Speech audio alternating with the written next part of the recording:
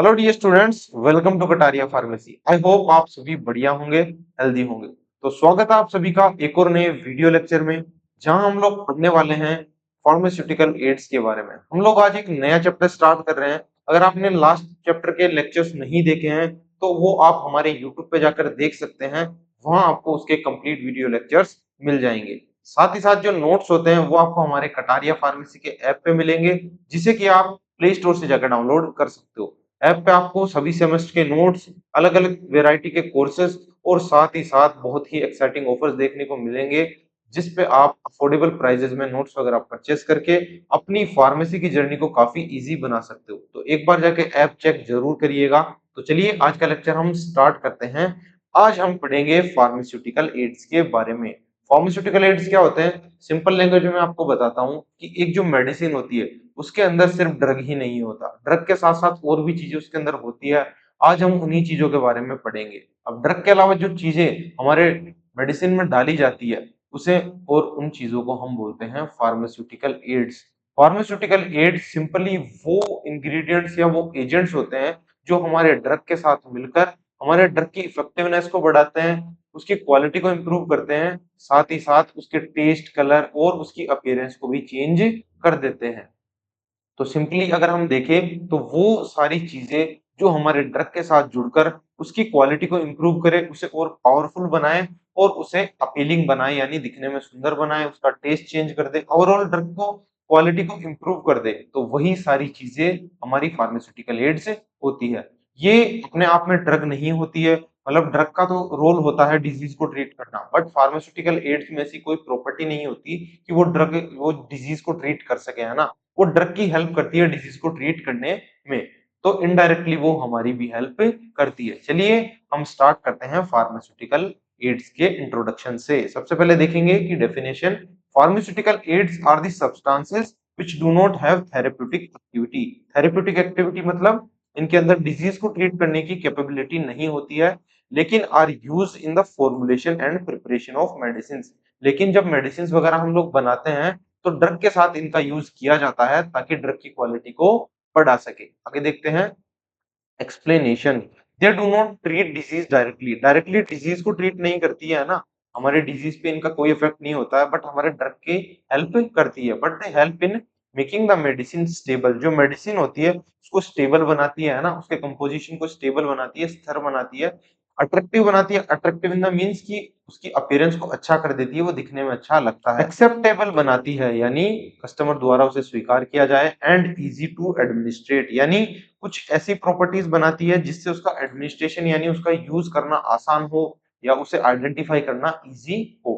इन सारी चीजों को हमारे फार्मास्यूटिकल्स ड्रग में हेल्प करते हैं। इसके एग्जांपल्स देखेंगे कि क्या क्या चीजें ये करते हैं, जैसे कलर वगैरह इसका इंप्रूव करते हैं, हमारे ड्रग का फ्लेवर चेंज कर देते हैं, कुछ स्वीटनर्स भी होते हैं जो ड्रग के अंदर मिठास डालते हैं, और प्रिजर्वेटिव की तरह भी काम करते हैं, यानी ड्रग को प्रिजर्वेशन वाली प्रॉपर्टी देते हैं, लंबे समय तक उसको बचाए रखते हैं। ये सारी प्रॉपर्टीज कौन प्रोवाइड करता है? हमारे फार्मास्यूटिकल एड्स। चलिए आगे देखते हैं ऑर्गेनोलेप्टिक एजेंट्स। ऑर्गेनोलेप्टिक एजेंट्स क्या होते हैं उनके बारे में हम पढ़ेंगे। तो आप नाम से देखिए, इसका नाम है ऑर्गन। अब ऑर्गन से आप देखोगे कि ह्यूमन बॉडी से बात रिलेटेड बात हो रही है, तो ऑर्गन से हम डायरेक्टली असाइन करेंगे हमारे सेंसेस को। जो हमारे सेंसेस होते हैं, जो इंद्रियां होती है, उन इंद्रियों पर काम करने वाले जो एजेंट्स होते हैं उनको बेटर बनाने के लिए उसके अंदर हमारे ऑर्गेनोलेप्टिक एजेंट्स का यूज किया जाता है। मतलब आसान भाषा में आप समझोगे तो वो ड्रग्स या वो एजेंट्स जो हमारे ड्रग के साथ जुड़कर हम लोगों के सेंसेस को और बेटर करने में हेल्प करते हैं, यानी हमारे सेंसेस पे काम करते हैं। अब ह्यूमन बॉडी में कौन कौन से सेंसेस होते हैं? हमारा माउथ होता है, मतलब हमारी टंग होती है टेस्ट के लिए, हमारा नोज होता है स्मेल के लिए, हमारी आईज होती है देखने के लिए और कलर वगैरह आइडेंटिफाई करने के लिए, है ना। तो इन चीजों की बेटरमेंट के लिए जो चीजें हेल्प करे ड्रग की, तो उन्हीं को हम बोलते हैं ऑर्गेनोलेप्टिक एजेंट्स।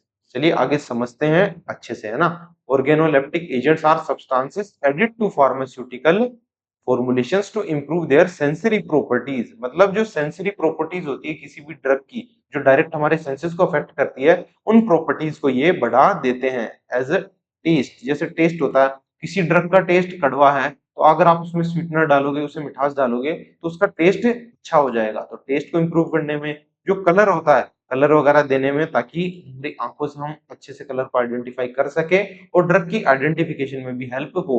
ओडर यानी होती है स्मेल, अगर किसी ड्रग से स्मेल आ रही है तो उसे लेने में दिक्कत होगी, तो उस स्मेल को भी दूर करने के लिए ऑर्गेनोलेप्टिक एजेंट्स का यूज किया जाता है। साथ ही साथ जो अपीयरेंस होती है कि ड्रग कैसा दिख रहा है, उसके अंदर भी ऑर्गेनोलेप्टिक एजेंट्स का हाथ होता है, उसके अंदर उसका यूज करके उसकी अपीयरेंस को बेटर बना दिया जाता है ना।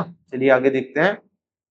वह पदार्थ जो दवाओं के में उनके स्वाद, रंग, गंध एवं रूप रंग को सुधारने हेतु मिलाए जाते हैं, उन्हें इंद्रिय ग्राह्य सहायक पदार्थ कहते हैं। हिंदी के अंदर ये इसकी डेफिनेशन है। इसके बाद देखेंगे, if the medicine looks good, अगर मेडिसिन अच्छी दिख रही है और उसके अंदर अच्छी स्मेल आ रही है, उसका टेस्ट भी अच्छा है, तो कस्टमर या फिर जो आप समझ सकते हो कि जो पेशेंट होता है उसका मन करेगा कि फिर से इस ड्रग को ले, अगर डिजीज को ट्रीट करना है तो। देखिए कई बार क्या होता है कि कुछ दवाइयाँ काफ़ी कड़वी होती है, जैसे छोटे बच्चों में आप देख सकते हो कि छोटे बच्चे जल्दी से दवा नहीं लेते हैं क्योंकि कड़वी दवाई होती है ना। इस वजह से इन चीज़ों का यूज़ किया जाता है ताकि जो पेशेंट होता है उसको कंज़प्शन में दिक्कत ना आए और उसके लिए ये ड्रग सूटेबल हो जाए। तो क्या-क्या इम्प्रूव करते हैं? अच्छी दिखती है दवाई इससे, स्मेल अच्छी करती है, उसका टेस्ट भी एक्सेप्टेबल हो जाता है यानी उसे लेने योग्य हो जाता है। The patient is more likely to take it regularly, अगर ये सारी प्रॉपर्टीज उस ड्रग के अंदर होगी, हमारी मेडिसिन में होगी, तो पेशेंट उसे फिर से लेगा, है ना, इस तरीके से। अब मेन पर्पस क्या होता है ऑर्गेनोलेप्टिक एजेंट्स का, कि किन किन चीजों पे ये काम करता है? मास्क अनप्लीजेंट टेस्ट, जो कड़वा या फिर गंदा स्वाद है हमारे ड्रग का, उसको छिपाने का काम करता है। मास्क मतलब उसको छिपाने का काम करता है, उसका टेस्ट चेंज करवाता है। इम्प्रूव अपीयरेंस, दवाई दिखने में अच्छी हो जाती है। और इंक्रीज पेशेंट कंप्लायंस, यानी ड्रग को हमारे पेशेंट के लिए सुटेबल बनाता है, उसके लिए कंफर्टेबल बनाता है ताकि वो उसे ले सके, है ना। चलिए आगे देखते हैं हम लोग। कलरिंग एजेंट्स, अब हम पढ़ेंगे कलरिंग एजेंट्स के बारे में। ऑर्गेनोलेप्टिक एजेंट्स के अंदर फर्स्ट हमारा है कलरिंग एजेंट्स। कलरिंग एजेंट्स के नाम से आपको पता लग रहा होगा कि वो एजेंट्स जो मेडिसिन के कलर को इफेक्ट करे, है ना, उसके अंदर कलरिंग का काम करे, वो हमारे कलरिंग एजेंट्स होते हैं। डेफिनेशन देखते हैं। Colouring agents are substances used to impart colour to pharmaceutical products. Pharmaceutical products यानी जो हमारी मेडिसिन है उसके अंदर कलर देने का काम करने वाले एजेंट्स को बोलते हैं कलरिंग एजेंट्स।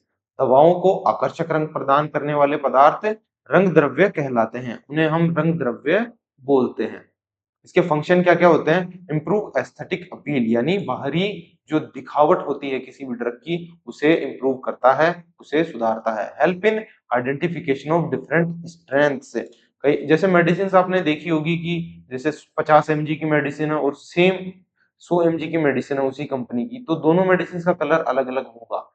ऐसा इसलिए होगा कि कलर से भी आइडेंटिफाई करना आसान हो जाता है उसकी स्ट्रेंथ यानी उसकी mg को। Mask undesirable colour of drug, यानी जो ड्रग होते हैं उनका जो रो कलर होता है वो दिखने में इतना अच्छा नहीं होता, तो उसको छिपाने के लिए कलरिंग एजेंट्स का यूज किया जाता है।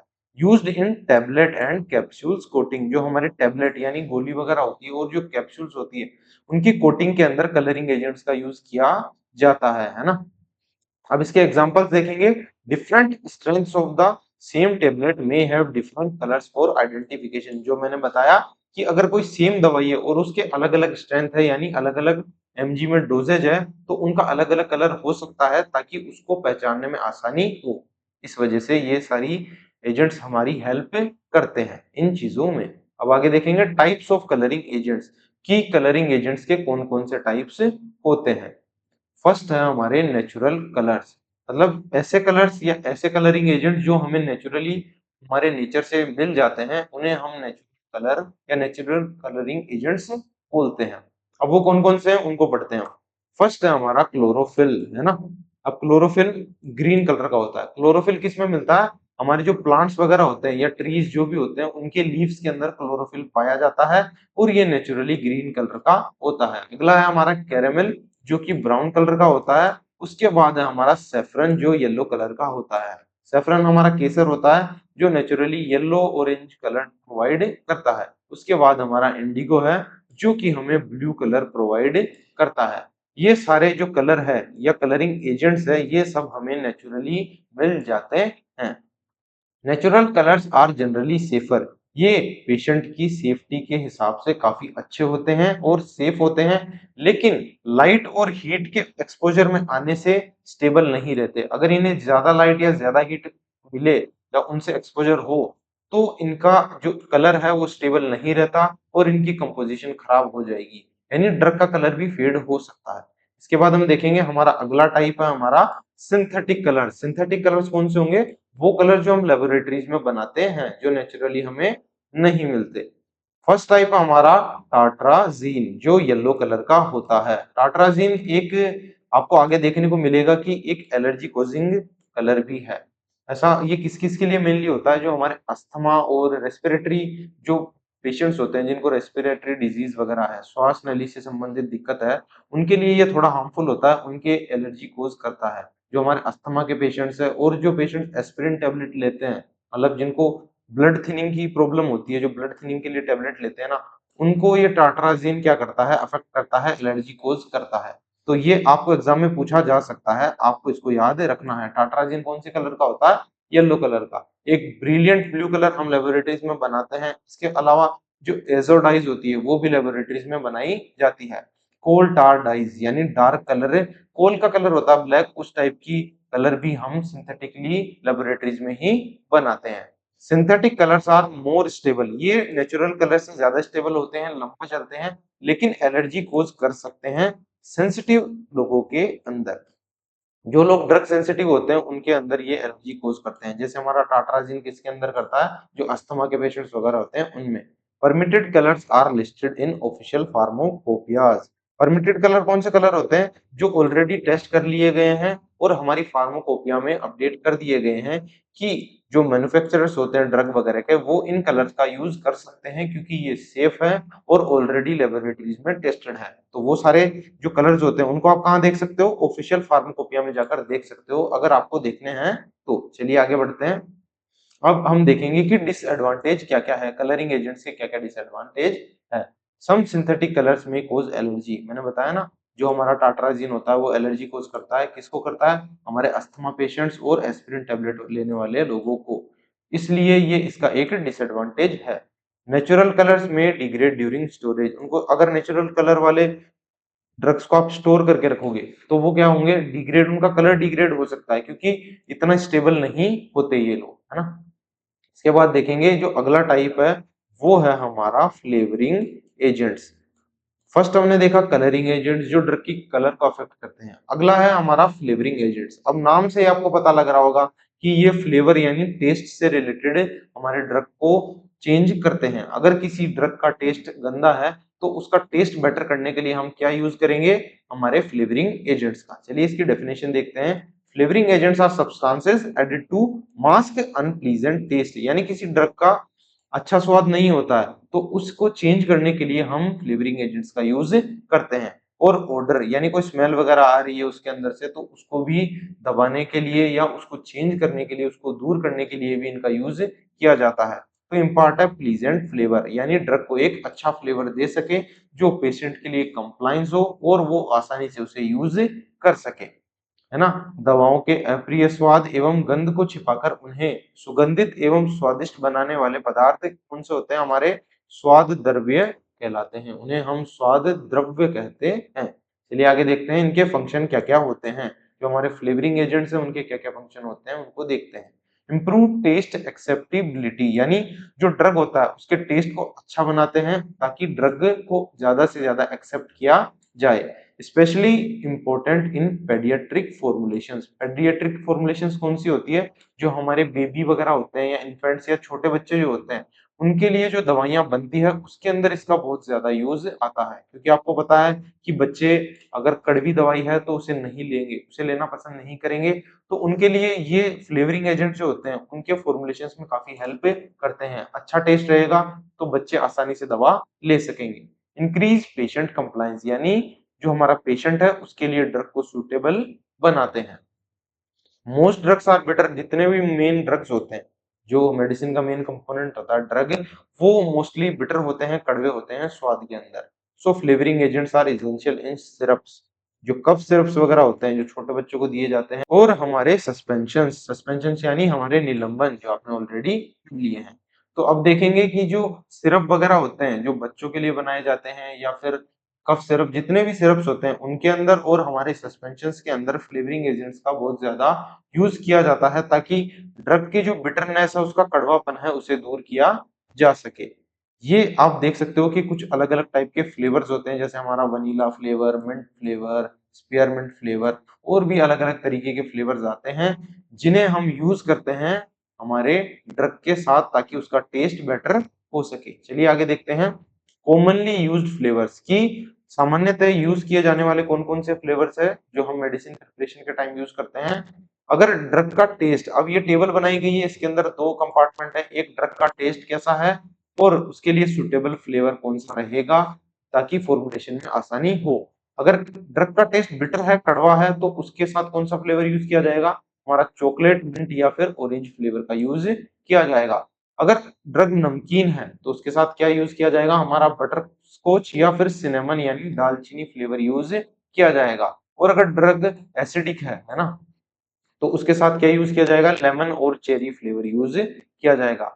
और अगर ड्रग ज्यादा मीठा है तो उसके साथ कौन सा यूज किया जाएगा, हमारा वनीला और रास्पबेरी फ्लेवर यूज किया जाएगा। आप इस टेबल को याद रख सकते हैं, इससे आपको फॉर्मुलेशंस के अंदर जो कॉम्बिनेशन बनाते हैं हम लोग, उसके अंदर हेल्प मिलेगी। कॉन्सेप्ट क्या होता है ड्रग फॉर्मेशन का, अपोजिट और complementary flavours help in masking unpleasant test.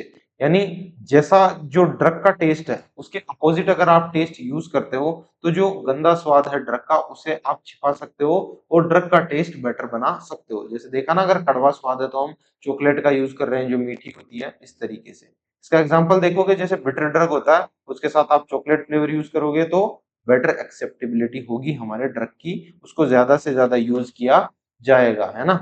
तो ये सारी चीजें हमने आज पढ़ी। तो आज के लेक्चर में हमने क्या क्या पढ़ा, हमारे फार्मास्यूटिकल एड्स, कलरिंग एजेंट्स और हमारे फ्लेवरिंग एजेंट्स के बारे में।